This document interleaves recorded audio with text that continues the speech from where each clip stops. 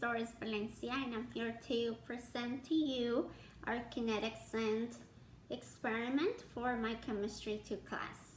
So for kinetic sand, we're gonna use regular sand, which I already poured in the container, cornstarch, and dish soap.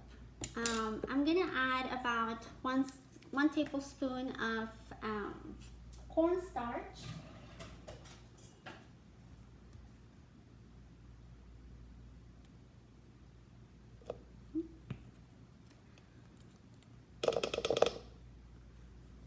And I'm gonna just mix it all together.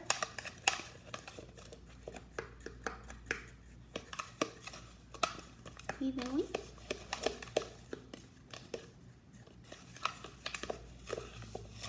And we are going to use some soap. I looked at several videos and every video has different recipes. I'm just gonna do the most practical one and try not to make my sand too liquidish or so why are we doing a kinetic sand experiment at home? So the primary ingredient for kinetic sand is regular sand.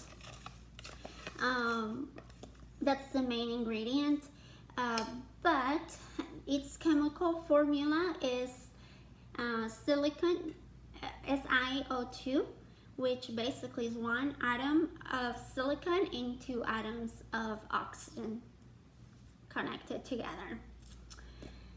I'm gonna add a little bit of soap. So the sand is the silicon and the oxygen makes about 98% of the composition of kinetic sand. But what makes a different kinetic sand compared to regular sand is what it's called the polydimethyl siloxane, which also calls PDMS. PDMS is a very long polymer. It's kind of like a long snake of oxygen and silicon molecules attached all together.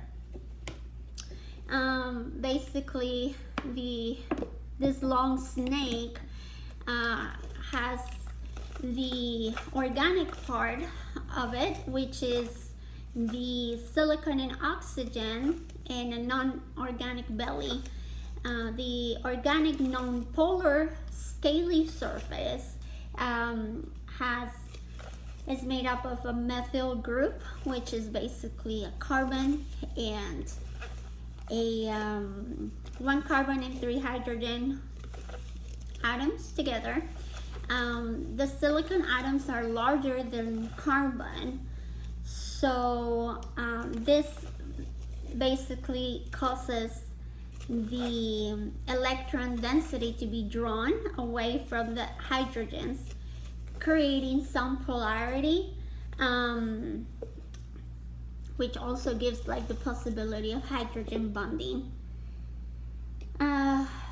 PDMS polymers are very flexible, and this creates a way for the molecules to move freely and basically act almost like a liquid, but not really. So this means that PDMS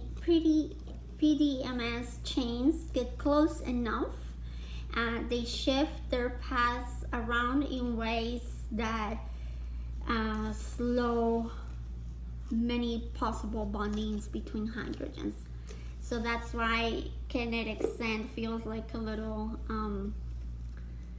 like you can form things, like you feel solid, but it's not completely solid, and it also makes it feel like a little liquidish, but it's not fully liquid. So with kinetic sand, we see an example of polymers and how they can be long chains of molecules all together, and they can form very long strands, like the DNA strand. Like 2 DNA strands can form up to million chains of polymers. So this is a good example, and we conclude my presentation. Thank you for your time.